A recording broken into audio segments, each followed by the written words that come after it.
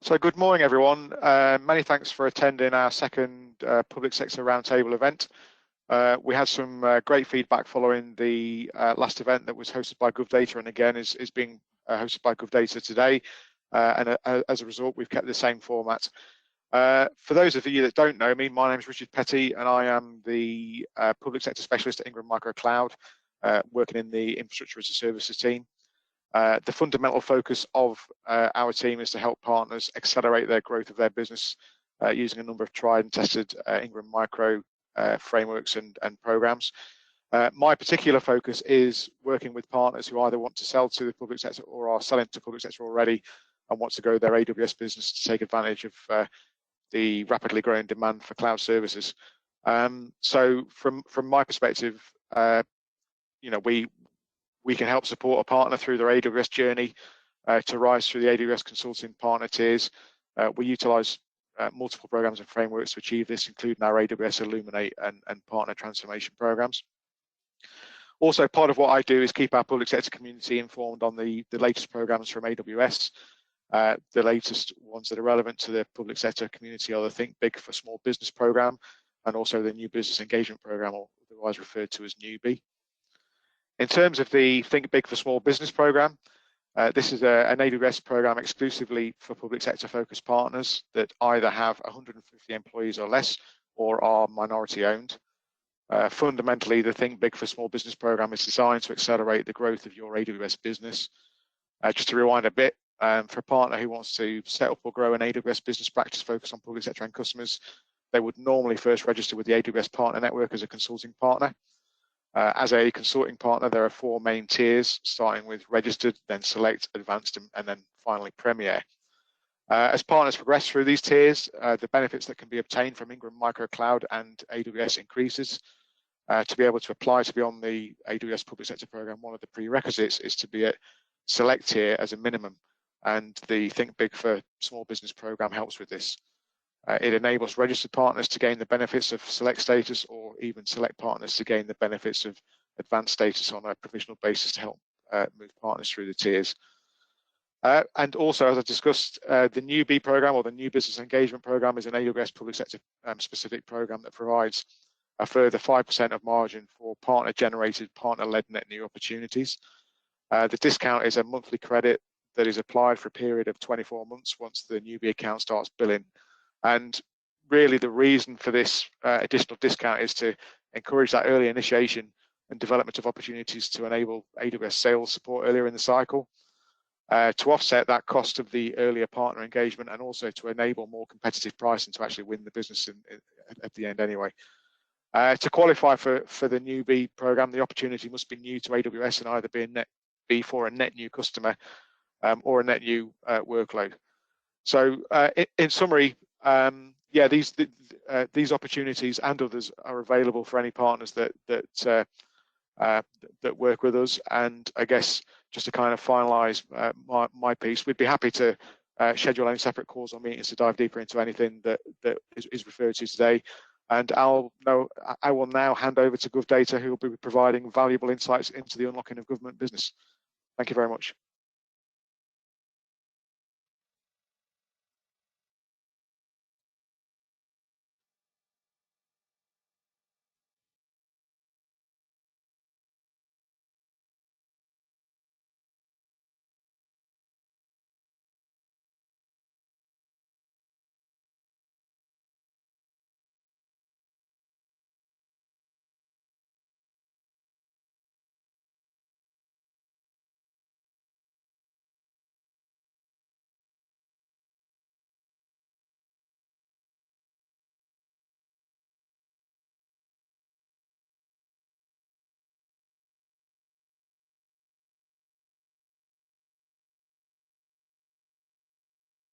James, are you on mute?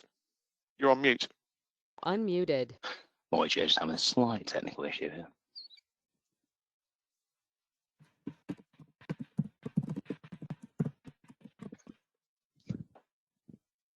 Yeah, so we'll just continue from that one there. Thank you very much, Richard. I'm just going to pass you on to my colleague Sharon, who'll be able to talk through this. Good morning. and welcome to the second Public Sector Masterclass from S to M and then to E, where we at GovData will talk about the importance of British Cloud, the hooks and angles of how to gain access to the public sector, managing and maintaining relationships with government officials and other people of influence, and then we will end with a discussion on the SME Agenda and national priorities. My name is Sharon, and I am the National Data and Intelligence Manager here at GovData. I will be presenting session 1, where we will talk about the importance of British Cloud. In this session, we will discuss the history of cloud in UK government and the future direction of cloud. We will also discuss data sovereignty in the Freedom Act, along with the government's minimum standards on cloud, changes to the procurement process, the ideal routes to market, and ending with an example of how cloud can benefit your company. To start this presentation, I'm going to talk to you about the history of cloud in UK government. Since the launch of the government cloud strategy a decade ago, there have been several key milestones that have shaped the way cloud services are used within the public sector. In 2011, the government cloud strategy, which was part of the government's ICT strategy, was published. The government committed to adopting cloud computing in a bid to transform the public sector ICT estate into one that was agile, cost-effective, and environmentally sustainable. The new approaches will also radically change the government ICT landscape to create a more productive, flexible workforce that delivers digital public services in a more cost-effective way. The next year saw the release of G-Cloud 1, which contained 4 lots for infrastructure, platform, software, and specialist cloud services. The more recent iterations since G-Cloud 9 have the 3 lots that we now know, which are hosting, software, and support. G-Cloud is fundamental in creating a friction-free commissioning point for government IT services and facilitating the move away from depending on a few large dominant suppliers and being locked into long-term contracts. The UK government's cloud-first policy was launched in 2013 and has been an important part in the 13-point technology code of practice. The cloud-first policy says that organisations must show that they have considered using cloud computing before any other options. And if not using cloud computing, they must show that the other option is better value for money. Since the start of the COVID-19 pandemic, we have seen a huge acceleration in cloud adoption as the public sector needed digital solutions to meet their requirements, and they needed it quickly. With more people working from home, IT leaders within the public sector had to make tactile changes to their infrastructure to keep up with the demand. Operating at the new normal also indicates extra pressure on government IT in years to come, as UK public servants need to use digital channels to inform and serve residents. The government's digital strategy, also known as Digital by Default, which contains 16 actions for the government to take to use digital services as the first port of call. This also meant that it would broaden the range of those tendering to digital services, including more small and medium enterprises. In 2014, the digital marketplace was introduced to contain both G-Cloud and the Digital Services Framework. It brought about change in the way that digital services are procured and encouraged SMEs to tender more widely. This change was positive, as in 91% of the suppliers on G-Cloud 12 were small and medium enterprises. The government releases its technology strategy in 2019, following on from a survey done the year before on technology innovation. This shows that there's a new set of emerging technologies that could revolutionise the way services are designed and delivered to both citizens and businesses alike. The government digital service builds platforms, products and services that help deliver a simple, joined up and personalised experience of government to everyone. The strategy has 5 main missions for 2021 to 2024, ranging from keeping the gov.uk website as the single trusted online destination for government information, to using digital transformation services to digitise forms that users would otherwise had to print and post to the appropriate department. We move on to the future direction of cloud and how we want to expand to new countries that we have developed relationships with, and to support British firms to export cloud computing, benefiting from no longer being limited by who we can and can't work with. Prior to Brexit, the UK could not act outside the EU legislation, and there was a mandate on GDPR and a requirement to be compliant to European rules rather than the UK-centric governance process. We also need to consider that since the start of the COVID-19 pandemic, there are more people working remotely from their offices. Virtual desktops are becoming more commonplace to allow secure and easy accessibility to the digital tools needed to complete office-based job roles. Virtual desktops can be accessed on a wide variety of devices, from PCs to smartphones, allowing them to be adaptable to the needs of the user. All virtual desktops are a form of cloud software, so the G-Cloud frameworks are key for allowing more virtual desktop software to be accessible to government departments. With the increase of digital tools and website use, bandwidth is a crucial factor that affects performance, and the higher the bandwidth, the faster the data can be transferred from data storage to the end user. Cloud computing infrastructure offers the same capabilities as physical infrastructure, with added benefits such as lower costs and greater flexibility and scalability. This type of infrastructure is available for private, public, and hybrid cloud. According to FOI research by NetApp, which was released in February 2021, 53% of governmental departments, agencies, and public bodies use hybrid infrastructure. Next, we're going to move on to data sovereignty. And data sovereignty is the concept that digital data is subject to the laws of the country in which it is processed. Businesses whose data crosses borders via the internet are responsible for regional regulations. The EU has now formally adopted adequacy decisions for the UK, and these allow for the ongoing free flow of personal data from the EU to the UK. And the UK's data protection regime is set out in the UK General Data Protection Regulation and the Data Protection Act of 2018. Global trade, scientific cooperation, national security, and law enforcement cooperation are all underpinned by data flowing across borders. We must ensure people's data is protected in line with our values, then when sent to other jurisdictions, and remove any unnecessary impediments to international data flows that would limit growth, productivity, security, and our ambitions for global Britain.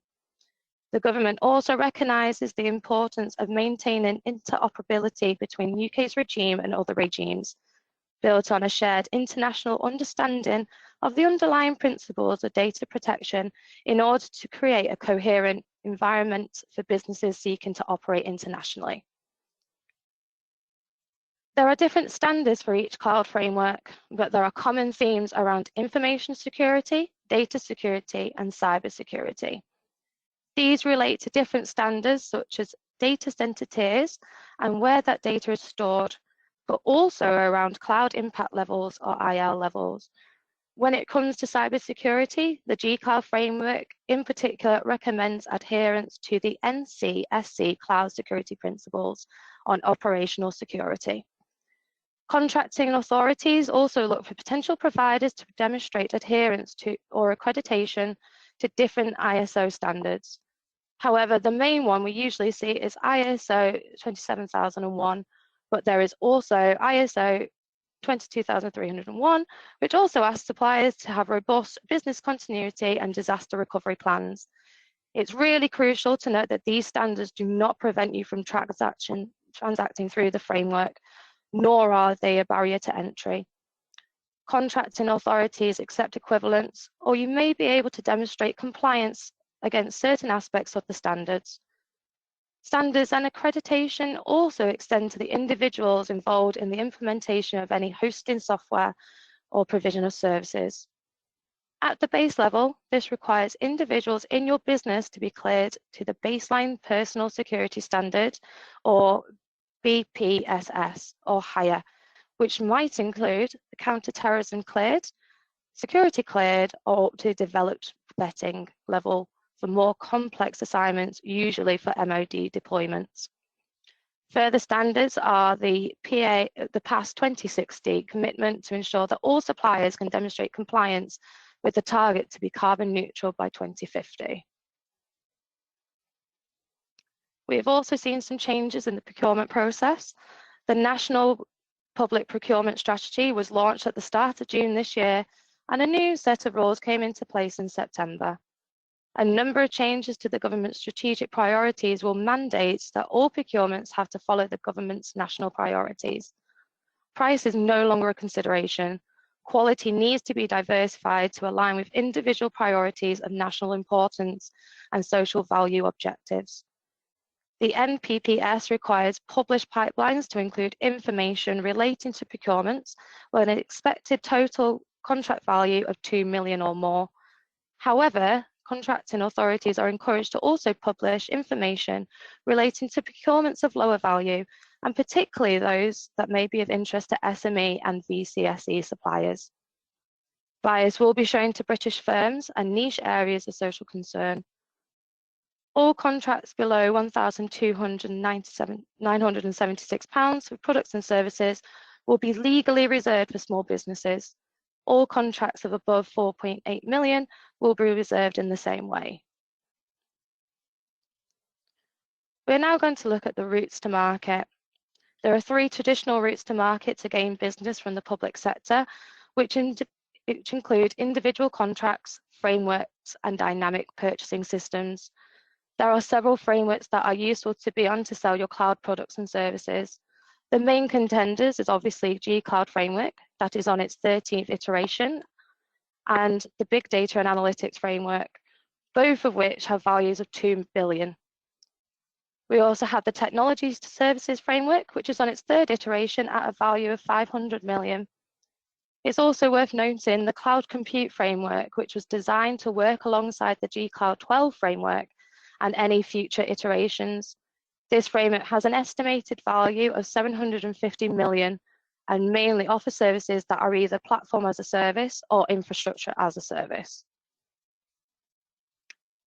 As we've seen from that handful of examples, ICT frameworks are big money and growth is achievable using the public sector marketplace, and a great example to use would be UK Cloud. In 2006, the net worth of UK Cloud was 255,000, and since then they have been on numerous G-Cloud frameworks, helping the growth go up and up, with their net worth in 2021 being 56.5 million. Their total sales on digital marketplace have topped 122 million, showing that G-Cloud is a very lucrative framework to be on. Thank you for listening to session 1. I am now going to hand over to Jack Rawls, our Framework Director for the IT.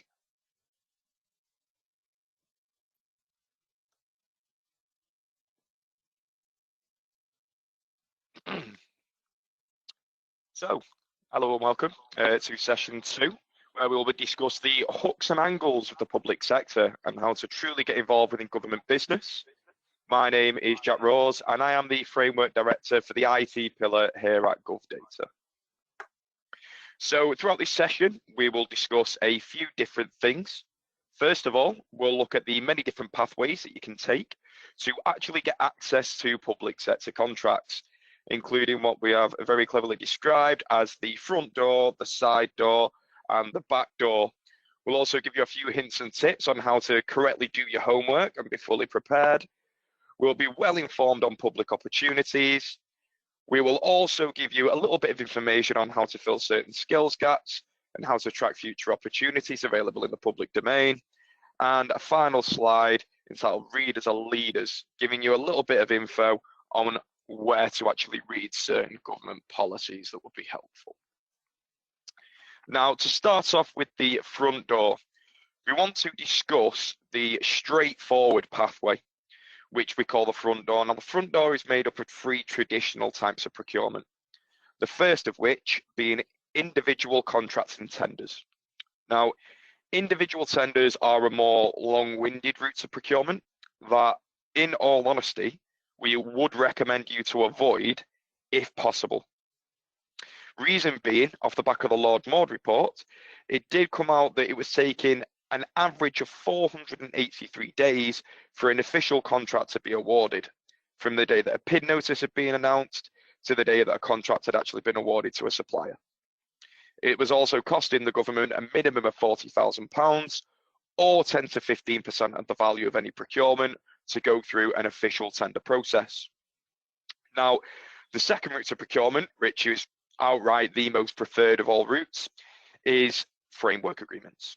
Now, framework agreements are massively advantageous for suppliers like yourselves, as you can be awarded nationally appointed supplier status, so that for a period of time, while you are listed on a framework, you can transact with a government body who wishes to use this framework without any tender, any PQQ, and could be awarded contracts straight through a direct award. And last but certainly not least, we have dynamic purchasing systems. Now, dynamic purchasing systems are relatively similar to frameworks. However, one of the key things missing from dynamic purchasing systems are that there are no direct award capabilities. One of the main differences between one of the other main differences between direct award frameworks and dynamic purchasing systems are that dynamic purchasing systems have a permanently open application window. Unlike frameworks, where you will only have an average of 30 days to complete your application, successfully submit it back to the framework body and be listed onto the framework. Now, there are alternative, less common types of routes of procurement, such as special waivers. Now, special waivers are something that come into play when the government truly find themselves in an unforeseen emergency, leading to special procurement rules being brought into place. A perfect example of this would be what has been happening over the last 18 months with COVID-19 and the global pandemic. The government did find themselves in desperate need of certain goods and services that only certain companies could provide, meaning that special waivers on procurement rules needed to be brought into place to allow the government to procure those goods and services as quickly as possible. Now, you would also find things like accelerated procedures, with the perfect example being cleaning services. As an example for COVID-19, the difference between accelerated procedure and special waiver, however, is that accelerated procedures are still procured with companies who do have that compliant route to procurement, i.e. the frameworks. Now, the process simply gets fast-tracked due to the extreme need, meaning that the government can buy the services as quickly as possible to solve certain public problems. Now, you will also find below-threshold procurements. Now, below threshold procurements are pretty simple, and it's the case that any contract under the value of £25,000 does not need to go through the framework, for the simple reason is that going through a full procurement process for such a low value procurement is deemed a waste of government resource. Now, to go through the front door, you will want to make sure that you are monitoring central procurement bodies. An example that I did name earlier of a central procurement body would be the Crown Commercial Services, who are a large procurement body who run all of the tier 1 frameworks, a large percentage of the tier 1 frameworks in the UK. And the Crown Commercial Services, as a fun fact, are actually run by the Cabinet Office. Now, on top of that, you will also want to develop certain relationships with different procurement leads to gain advanced market intelligence from those bodies. Now, we move on to the side door.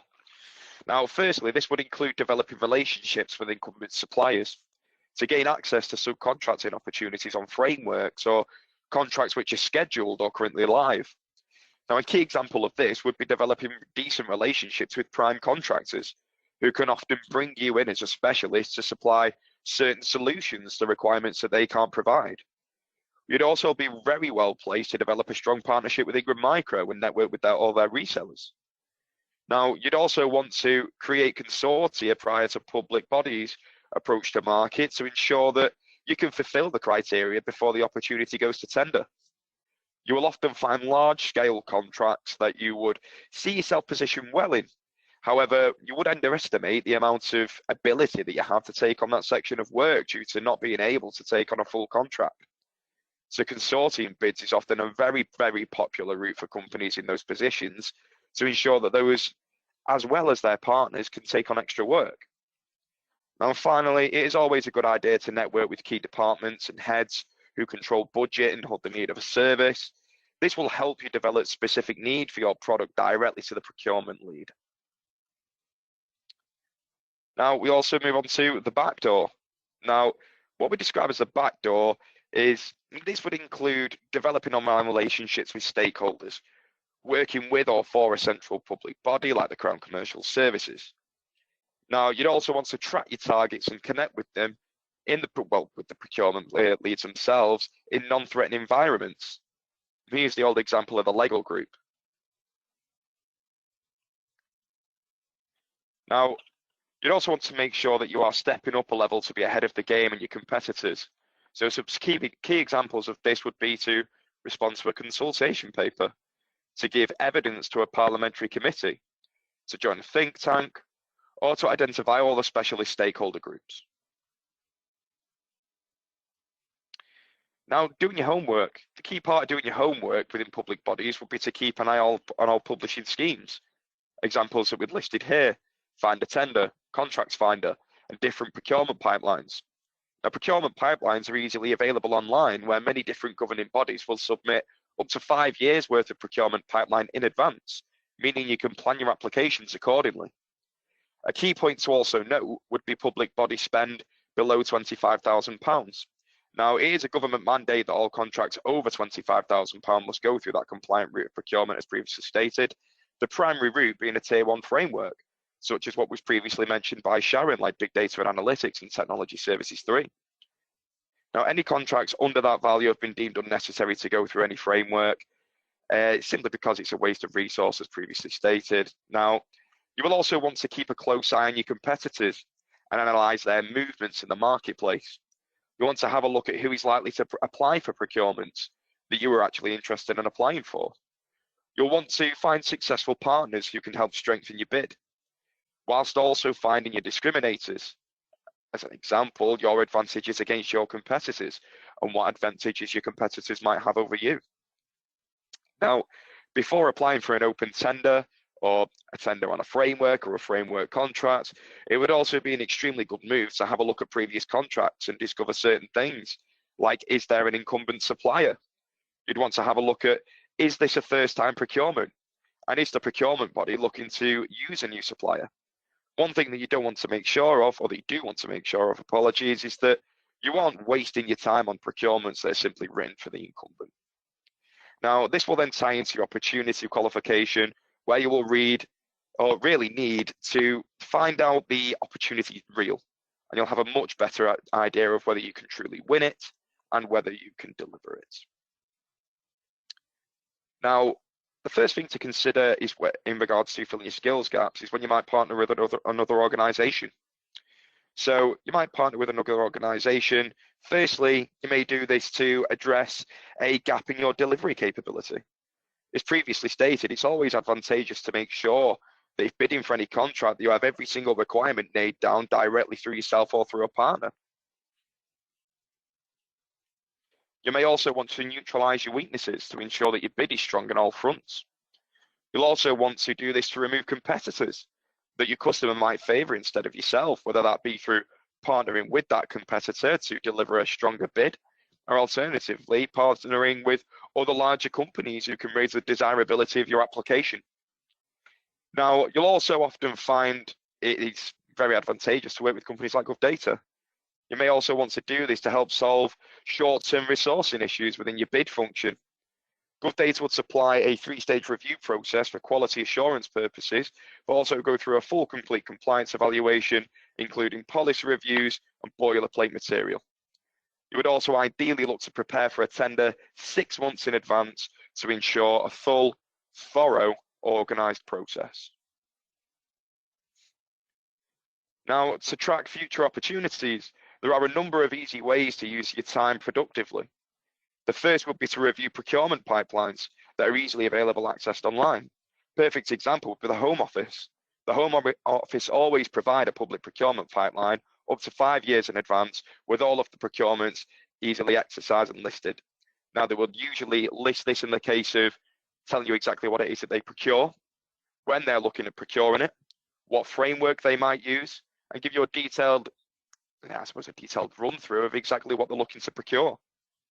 You'd also want to align this with any contracts that you find on these procurement pipelines so that the relevant frameworks, making sure that you've given yourself an advantage in the marketplace by having that quickest and easiest route to market. As these public bodies don't always do things in the easiest way. And if you're able to deliver them a quicker and easier route to market, that's something you should look to exploit. You would also then want to create conversations with category leads and purchasing officers to make sure that you can get in early and to sow the seeds of your products, giving yourself a competitive advantage for specific requirements. It's also extremely important to engage early prior to the approach to market to win more contracts. Now, ideally, you want to be having a look at these procurement pipelines that you find offline. Example being, like we said, through the Home Office, but however, you want to make sure that you are getting in touch with all the people that are running the procurements, something that you can either do with your own due diligence online or something that you can get assistance with from companies like GovData. And last but certainly not least, it is always a good exercise to attend market engagement events up and down the country, allowing you to create those relationships with different procurement leads and buyers. Now, we move on to the final slide of this session to show that readers truly are leaders. Now, the point that we're trying to get across here is that it is really important for you to be proactive, go out and start to learn about different procurement policies. So for example, departmental plans and strategies. The very straightforward, relevant example being the government's cloud first policy. Get in there, read the public procurement policies so that you're fully educated in everything that's going on in this country. Now, it's also extremely important to read committee meetings, minutes from different meetings in Parliament. Now, it's also massively advantageous to read committee meetings and invest time into seminars and webinars and market engagement as an example. Now, any framework that is due to be released will have customer and buyer engagement webinars where you can go on and ask a number of questions that you may have to the procurement lead themselves. Now, to the relevant procurement body, for an example, the Crown Commercial Services, and just make sure that you go and find a lot more about the requirements and different procurements that are going to go through specific frameworks to make sure that you position yourself in the right places. Now, you should also ensure that you keep yourself up to date with all the industry white papers that are submitted online. And finally, track all of the senior responsible officers and budget holders for any procurements. Now, I want to thank you for your time. And if you've got any more questions, please feel free to contact me directly. My email address will be supplied after the meeting. I'll now hand you over to my colleague, James Hewlett, who will lead the next session.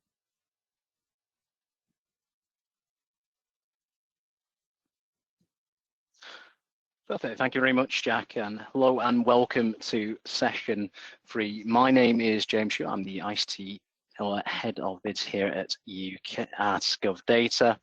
I support clients in formulating their final responses to any tender or ITTs, also helping clients prepare for any tenders upcoming in the future by talking about strategy and engagement. In this session, we're going to talk about managing relations with government, and we're going to start with 3 basic principles to start with. That is being tough at the top, heavy around the middle, and dealing with the brass at the bottom. We'll also talk about in specifics how to manage your relationships with different politicians, with different industry groups, how to leverage influencers, and then how to talk with civil servants and maximize your engagement with them, and then how to maintain those relationships as you start your public sector journey. So let's begin with talking about being tough at the top. So first, we need to get ahead of the purchases. There's a model that we often talk about here at GovData quite often, and that's what we call the 7 Ps model of government business, which looks at how contracts and procurement stem and flow down from politicians, their aims and ambitions, how that's translated into policies, how the policies then create the programs of work, and how that translates into projects. The projects then ultimately lead into procurements, which delivers performance for the public sector and profit for the private sector. Have to gain that profit, you need to start at the top of the tree and understand the politicians and their drivers. What do they want to implement within their departments? You can find this out by looking at speeches and different initiatives. Look at how that's translated into government policy ultimately. What are the spending commitments made within them? What areas of key investments are being signposted within those documents? That way you understand what the main programs are within government and then subsequently the projects beneath. You can get ahead of the curve by understanding this, which is why it's important to engage at the planning and strategy stage and understand where you can provide a potential solution to a specific commitment or a problem faced in government. Policies often present a problem statement and their proposed solution, which should be fulfilled via investment, which leads conveniently to our next point, which is don't just sell, solve. Work against problem statements and propose solutions.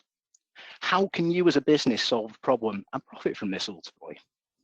Engage with the top of the tree and brand yourself as a problem solver within the public sector. This might be in a specific area, and your brand will be the first one that comes to mind when a specific issue or problem is faced.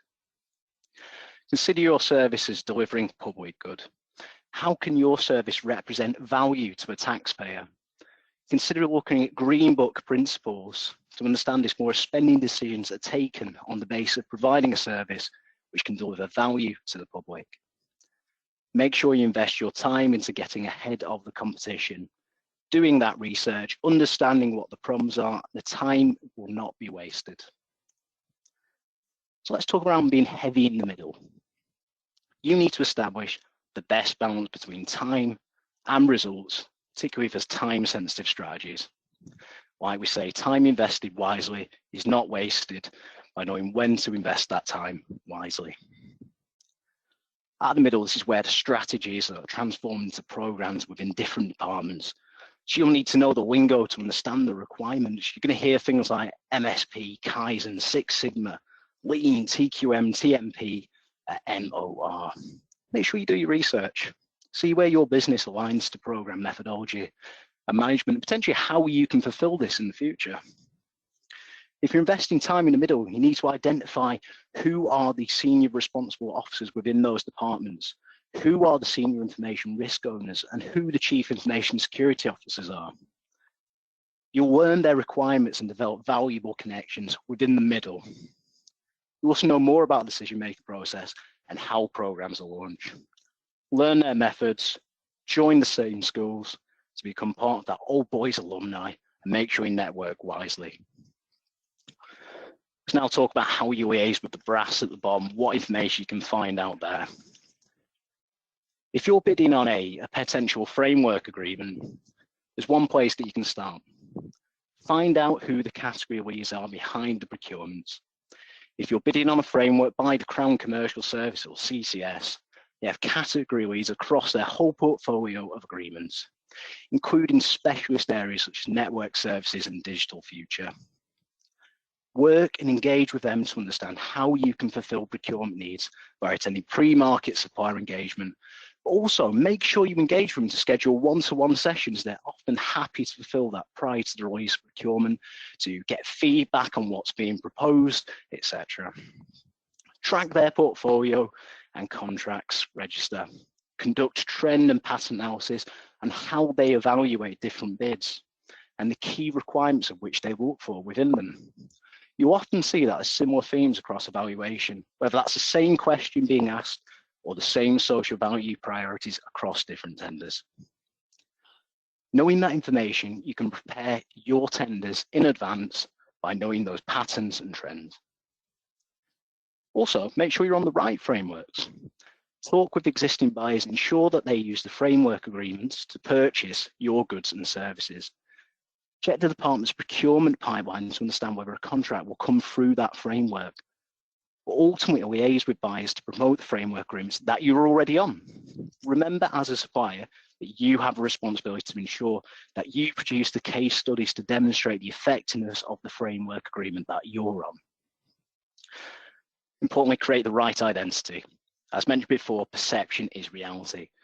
Know your special wins and communicate accordingly to guarantee when a solution which matches your USP is proposed, a buyer will immediately think of your business.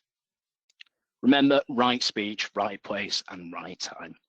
Make sure you're on message at all times and communicate accordingly.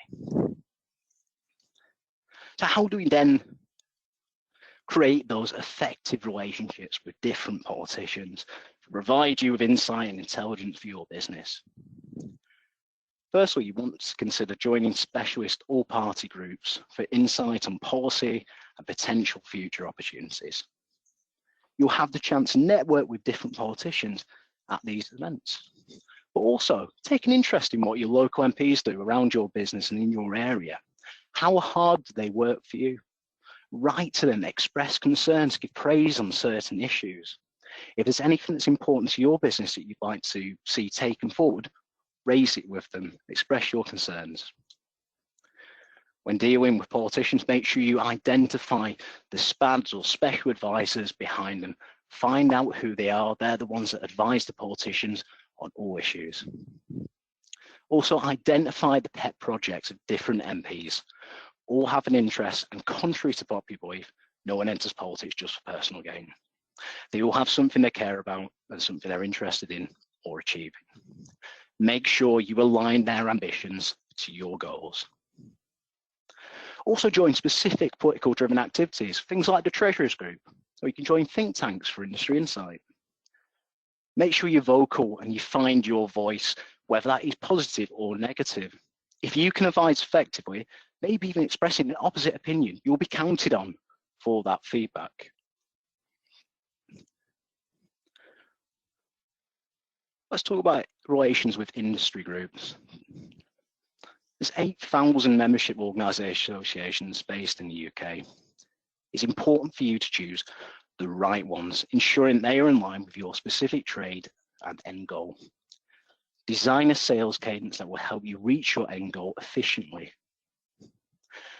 And make sure you join the right one that can help bring prospects to your sales team, minimizing the legwork. Find out the needs and wants of potential customers and work backwards to deliver solutions. Services and products, and drive customers to you, looking at the group that you're in. Find out the services and products your peers offer, and make sure that you find cheaper, quicker, and more efficient solutions within that group to give them a competitive advantage. When talking with influence, media can be a beneficial tool for companies, and finding influencers aligned to your target market, as well as maintain the message you have about your company. Products and service can lead to positive experience, and more importantly, growth in profits. Media and influence need to be viewed as silent salespeople, helping you to decide how problems are solved. These trusted partnerships can lead to many mutual benefits. These relationships can help the company become influential in that procurement process, helping you lean towards different products and services.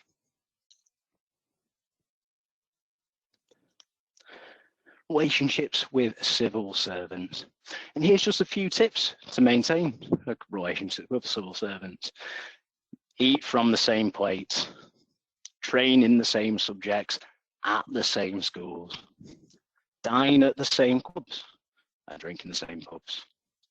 Make sure that you gravitate to those who best match your opinions, your cultures, your attitudes, because you can't always be everyone's friend, and nor should you ever attempt to be. Learn the rules of that game and play better than your competitors. And crucially, if you do want to take a masterclass in dealing with civil servants, make sure you watch Yes, Prime Minister. So how do you maintain effective relationships with public sector bodies? And I think it's really important just to touch on what that could potentially lead to in the future. And that is becoming things like strategic suppliers. It's looking at the value produced from that. Strategic suppliers are private sector companies whose relationship with the government is centrally coordinated through the Cabinet Office. And the government actually spends over 100 million a year with these different suppliers. And as of September 2021, there are 40 companies designated as strategic suppliers in the financial year 2019 to 2020. Strategic suppliers earned 15.7 billion from the UK public sector, which accounted for 15% of overall spend. Ultimately, the message is the same across managing your relationship. Communicate effectively. Make sure that you're contacting them regularly, make sure you express your concerns, your opinions, and make sure that you're trusted. That is the end of session 3 now, and I'll also be delivering session 4, which will be the SME Agenda. And in this session, what we will be discussing are the national priorities set by the government before moving on to knowing the rules of the game, and the same breath, how to use them to your advantage to win business. We'll teach you interesting information about how to find and use reserved contracts, the key people to network with through various channels. We'll teach you how to be an SME in the public sector marketplace, and the biases towards you. We'll talk about what the future might hold for you in the market and how to utilize your location, and ultimately turn this into transaction. So an update on the national priorities. Over the last decade, huge strides have been made to increase SME involvement in the public sector. In 2012, after the War Transport delivered a speech on technology procurement and SMEs, the government made huge changes to the percentage of spend that must go through SMEs. The underlying message is that the government now allocates 50% of spend to SMEs. Further change were announced and made following publication of the Ward Young report on small firms between 2010 to 2015. This included the opening of a £1 trillion public sector market for the abolition of PQQs, ensuring all opportunities were advertised through Contracts Finder, ensuring that all public sector bodies pay invoices within 30 days, and the creation of the Mystery Shopper Service, also known as the Public Sector Review Service. The latest development in this exciting saga comes from a national procurement strategy, which obviously was published in June 2021, which Sharon touched on briefly in that first session. And that sets out those new strategic priorities for public procurement in the UK and how contracting authorities can support delivery. This includes ensuring central procurement bodies publish their procurement guidelines in advance. But why is that a benefit? And I guess that will help you as an SME in that marketplace target and qualify the right opportunities in advance and allow them to be proactive rather than reactive to the market. Following the events around Brexit, the National Procurement Policy Statement also sets out that following the UK's accession to the World Trade Organization, or WTO, British firms now capable of transacting with the public in countries around the world and guaranteeing access to 1.3 trillion in overseas public sector procurement markets. Whilst it's often onerous to trawl through legislation, you do need to know some of the key points from the public procurement legislation. Central procurement bodies are bound to adhere to their rule book, which is the Public Contract Regulations 2015. This legislation sets out the rules of engagement, how central purchasing bodies must conduct themselves within the procurement process, and also the principles that must be adhered to. Let's look at some of the relevant information to you in that legislation. Central procurement bodies shall treat all economic operators equally without discrimination, and regardless of size, as an SME, you are treated the same in a procurement process as a large firm. Procurement bodies must also make sure there is no undue bias to a large firm, therefore creating that equal playing field. The design of procurement should not be made with the intention of excluding firms or artificially narrowing the competition. This means you have an equal chance to win a contract or gain access to a framework. Procurements must be accessible and solely designed for one supplier to win. All bids are invited if you have a number of positive discriminators for your company against your competition. You have an equal chance of winning that contract or gaining a place on that framework agreement. And crucially as well, competition shall be considered artificially narrowed where design of procurement is made with the intention of unduly favouring or disadvantaging certain economic operators. And that has a number of implications. You should challenge procurements when they are released if you believe competition is unfair or artificially narrowed.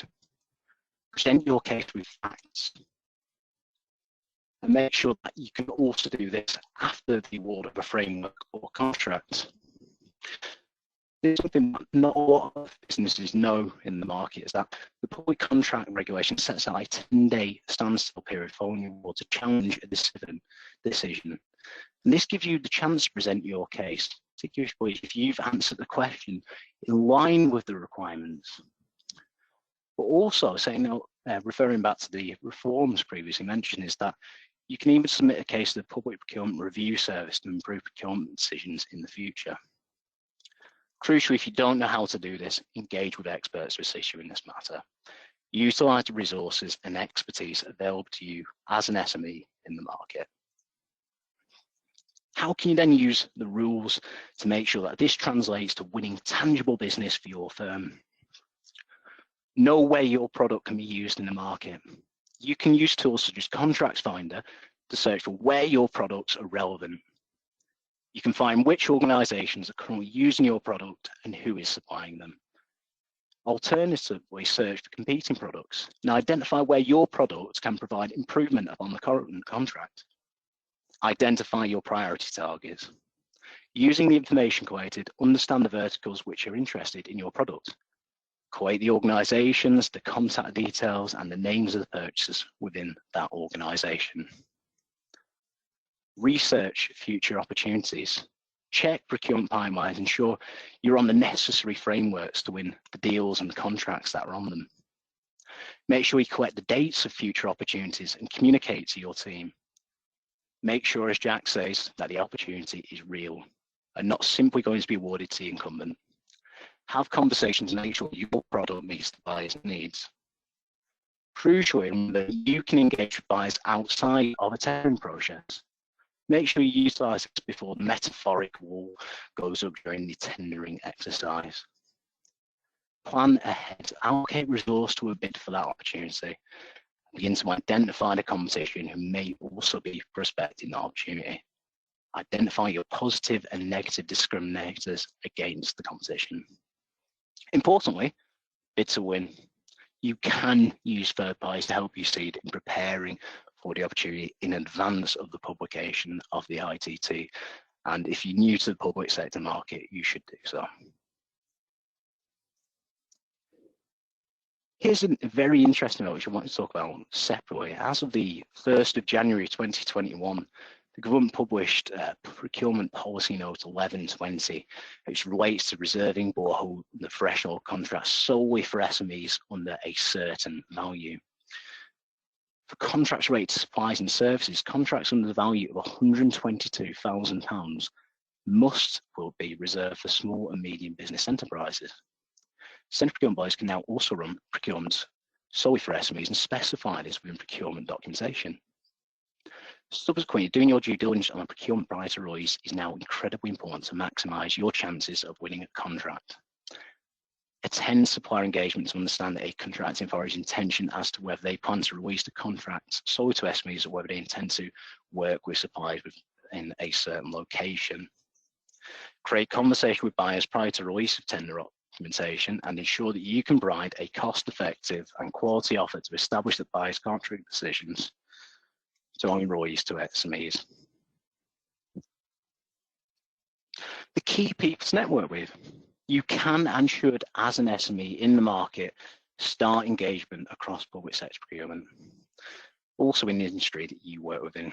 We've talked about engaging with purchase to qualify opportunities, but if you're also looking at framework opportunities, you can speak and meet with categories to understand requirements around the procurement to make sure you as an SME are eligible to bid for an opportunity. You can also overtly ask how the procurement will ensure that SMEs are included. Use your knowledge of the public contract regulations and policy statements to reinforce this. Remember, all procurements must provide a level playing field and not provide undue advantage. Speak to industry experts within your network or your partnerships. You find out which OEMs are sponsoring resellers onto a framework. A great example of this includes higher education contracts, where resellers are often nominated by OEMs to be placed as subcontracts on the framework. Find opportunities by leveraging your relationships in the market. You can also speak with industry experts to find their routes to market. Who's buying what solution in the public sector? Find out what solutions are vogue. Network with ministers, whether face-to-face, at events, or via social media to find out the priorities within their departments. Understand their preferences and their spending goals. Remember, each department has an SME spend target that they need to meet. You can also connect with civil service to understand this. Engage with procurement experts to understand the market. Again, utilising the resource available to you as an SME to succeed in the marketplace. Procurement experts can provide insight into upcoming opportunities, requirements, standards, and can assist you in reviewing your bid library and documentation to ensure you're ready to tender, or to ensure that you conform with buyer needs. A great example of this is now the requirement for a carbon reduction plan in place when tendering for a framework contracting opportunity. Procurement experts can provide tools and connect you with the right people to meet those requirements. How to be an SME, what are the biases and how to use them. A commonly associated within the public sector is that there is an oligopoly of suppliers which control all contracts and no one else can win business. Hope that throughout this we'll certainly learn the otherwise and that myth will be dispelled. But my key point to you is then that as an SME in the market, there are concrete biases towards you. And just as a summary of these key points, again, 50% of IT spending in the public sector must go to SMEs. You do not have to complete a laborious pre-qualification questionnaires prior to actually bidding for a contract or for a place on a framework agreement. You do not need 3 previous references for all contracts, and there is no need for you to be trading for 3 previous years. And once again, all contracts up to 122k are reserved for SMEs. So what does the future hold? WTO memberships enables British firms to access global markets with that 1.3 trillion figure as previously mentioned. By encouraging growth of SMEs via the public sector through the measures and biases, we'll see the growth of British cloud firms in the UK, and eventually this will be exported across the globe via the enabling factors, thus creating the unicorns. We'll see cloud businesses leading the way on carbon reduction within the public sector. We'll see further measures on cloud frameworks and contracts in the future to ensure that measures are implemented. And with the digital marketplace, G-Cloud 13 refresh being heavily cloud focused and following its re-procurement in February, hundreds of cloud providers will have to put in place carbon reduction plans, including larger firms, setting a precedent in the market. In procurement evaluation in the future, we'll see an increased emphasis on social value as we currently are now. Suppliers need to make sure measures are in place against the Qualities Act and ensuring that modern slavery measures are in place across your supply chain and so on. Make sure you're prepared for the future and ensure you do your homework. On a final note from me, we have 3 simple tips for an SME in the public sector marketplace. Make sure you leverage where you are based in the UK and find the contracts where contracting authorities are looking for local suppliers.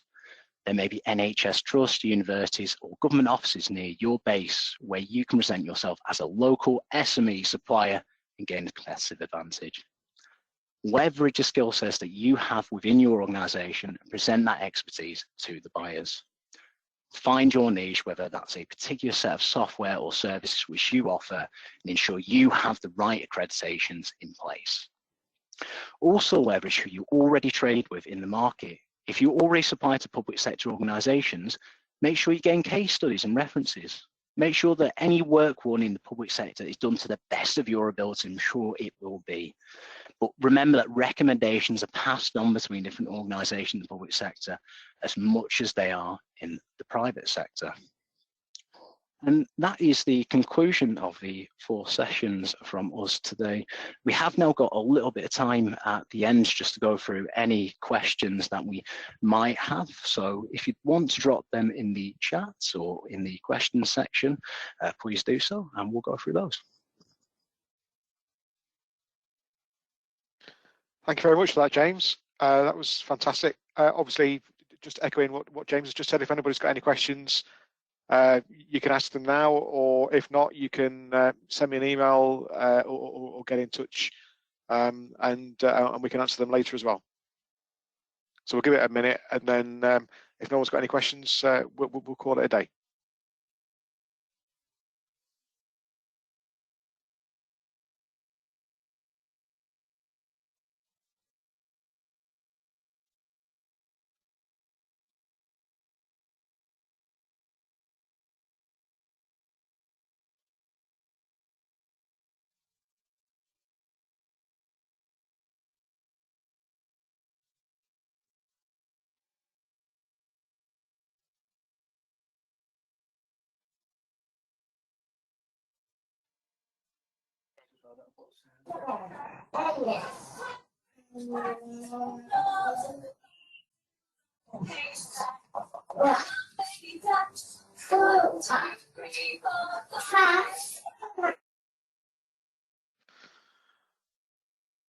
I don't think anybody's got any questions, so we'll call it a day. Obviously, thank you very much for attending the event, and have a great weekend all, and we'll speak again soon. Many thanks.